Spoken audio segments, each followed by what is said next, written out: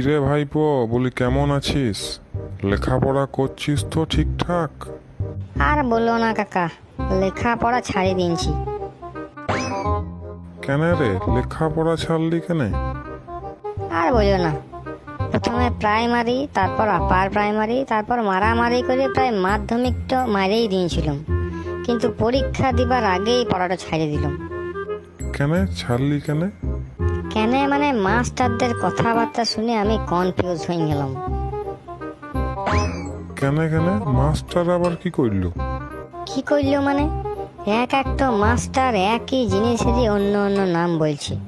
জিনিস একটাই, এই মাস্টার বলছে ইটোর মানে এই, ওই মাস্টার বলছে ইটোর মানে ওই, সেই মাস্টার বলছে ইটোর মানে সেই। খুব ইন্টারেস্টিং ব্যাপার যে রে। তো কি জিনিসের মানে বলছে ভাইপো মাস্টারগুলা? মনে করো শব্দটা হচ্ছে সেল। সেদিন ফার্স্ট পিরিয়ডে বাংলার মাস্টার লক্ষণের শক্তিশাল পড়াইছিল, তখন বললে সেল মানে আঘাত। সেকেন্ড পিরিয়ডে বিজ্ঞানের মাস্টার এসে বলছে সেল মানে জীবকোষ। থার্ড পিরিয়ডে ফিজিক্সের মাস্টার বলছে সেল মানে ব্যাটারি। ফোর্থ পিরিয়ডে ইতিহাসের মাস্টার বলছে স্বাধীনতা সংগ্রামীদের আন্দামান জেলে সেলের ভিতর রাখা হইতো। তখন আমি ভাবলাম, সেল মানে যদি জীবকোষ হয়, তাহলে উটোর ভিতরে মানুষকে ঢুকাবে কি করে? আর পদার্থ মাস্টারের কথায় যদি সেল মানে যদি ব্যাটারি হয়, তাহলে ওয়ার ভিতরেই বা আসামিটা কি করে ঢুকবে?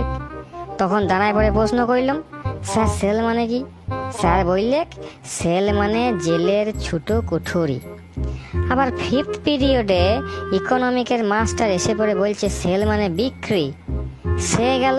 আবার সিক্স পিরিয়ডে ইংরেজি মাস্টার এসে পড়ে বলছে সেল মানে মোবাইল ফোন।